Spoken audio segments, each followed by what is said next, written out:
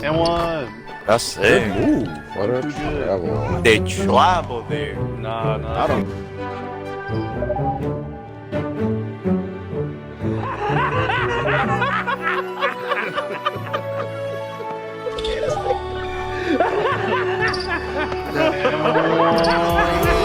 Yeah, shakedown, go get him. The way he break down your team is like you stiff as a board and got no rhythm. Your shots got no lift in it. Get blocked like an Olympic flip. Cross you out your socks on some ninja shit.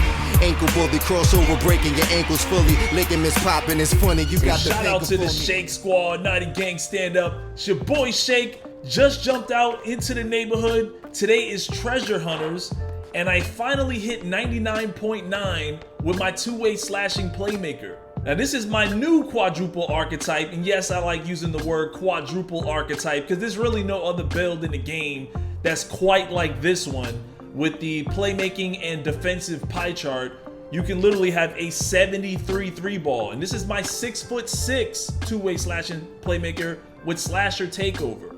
Notice my speed and acceleration is at 99 for a 6'6" build. It's been this way since I was like a 98 or 97 overall. That's extremely fast for a player at this height. Look at my perimeter defense and my lateral quickness for a 6'6" player at 87. As I'm building takeover, it gets into the 90s. Out the gate with an 88 ball handle. After one dunk, it's like a 90-something, so I'm out there, you know, ball handling with the best of them. And he has an 89 driving dunk with slasher takeover that goes well into the 90s. Obviously, with slasher takeover, it's at a 99. Seems like 6'4", 6'5" is the golden height, and it's been that way since 2K18. Not exactly sure why, but 2K seems to favor shorter players. You would think a guy exactly the same size as Michael Jordan, Kobe Bryant, Vince Carter, you would see more bodies. 2K reduces the driving dunk as you get taller. It's definitely some kind of a balancing issue, but it's been this way for a couple of years now, and I think it's very backwards. The logic is very backwards in my opinion. I want to give a big shout out to my man Skiller Boy David. He asked me a question: if you have 20 badges for a slashing Playmaker, which badges would you recommend for a playmaking slasher or slashing and playmaking pie chart first?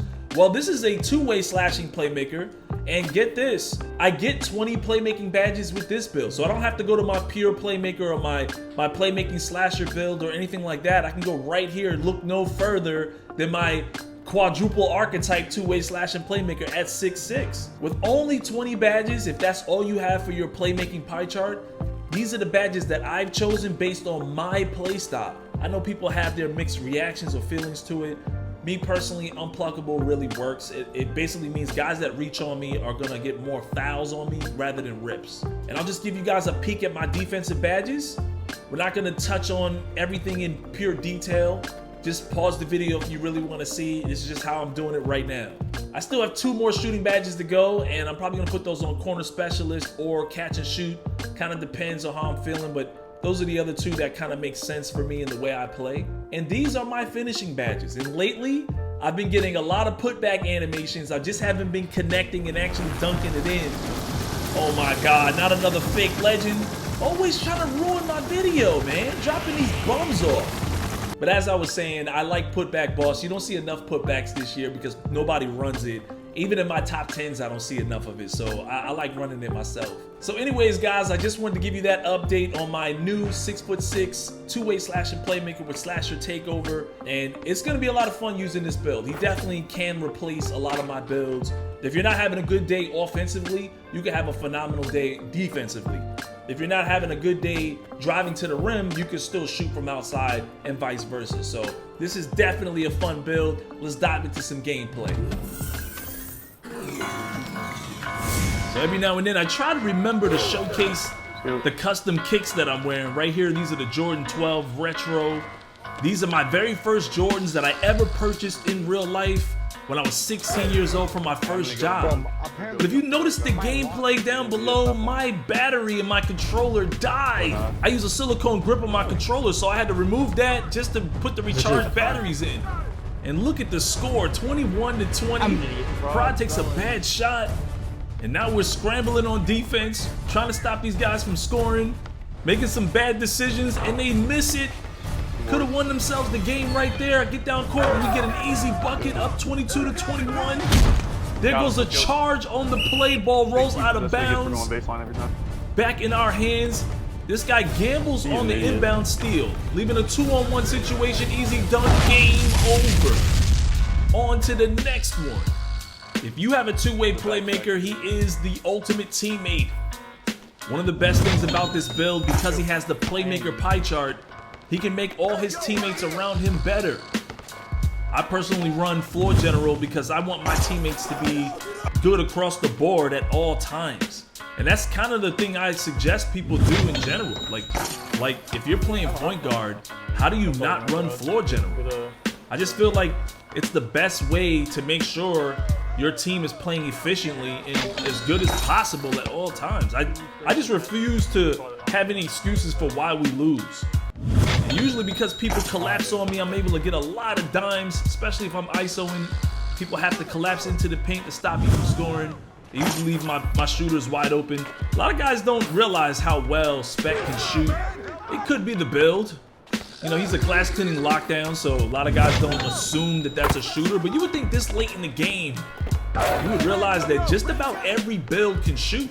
You just have to know your shot and just have good timing. Now, a lot of people complain about every build being able to shoot, but if he's wide open and knows his shot, you're going to have to get a hand up. In Spec's case, he has sharpshooting in his archetype, so I expect him to make those shots. But you don't expect a two-way slashing playmaker to drop bombs on you from way out here. I'm getting green beams from all around the arc. This is with Silver Quick Draw. I don't necessarily recommend Silver Quick Draw for the rec center, but on the park, because people give you so much space, there's so many turnovers, so many opportunities for you to take open threes. Definitely go with Silver Quick Draw for your non-shooting builds. I only wish I learned this earlier.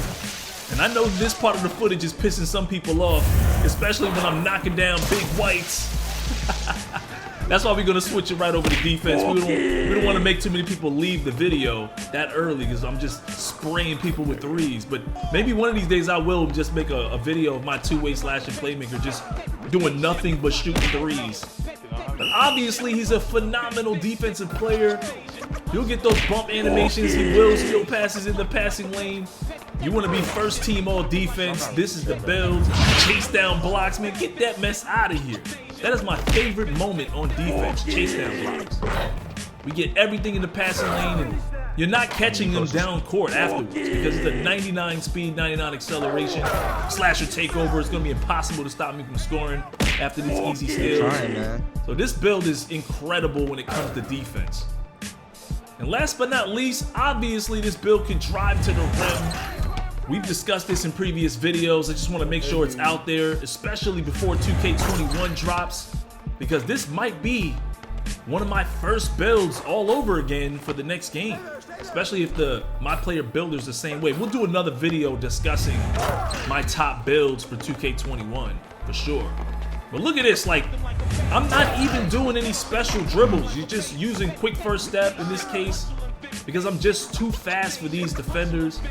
I mean, all of my builds so far are ISO builds. It's just the way I like to play, especially for YouTube, for video clips. I definitely want to showcase that from time to time, but I just want to showcase the speed. That 99 speed, 99 acceleration is ridiculous for a 6'6" player. And recently, I have been getting a lot more posterizers. Primarily in the rec center. I noticed a lot of it during that 2x rep event that we had in the rec center recently. I was definitely getting a lot of bodies. In fact, I almost caught a body in every single game. There was a contact animation that was taking place, but a lot of times the defenders just jump out of it. And I guess it's because they know it's me, or they just don't want to get immortalized or, you know, made fun of in a clip on Twitter or something like that. Earlier today, I tweeted out if whether or not 2K could benefit from a play of the game similar to Overwatch. How many of you guys play Overwatch? If you play Overwatch, you know what I'm talking about. At the end of the games, you get these awesome instant replays of the play or the highlight of the game, and they tell you which guy it was. I'm just wondering if you guys think that might be a good idea instead of doing these TikTok dances at the end of every game.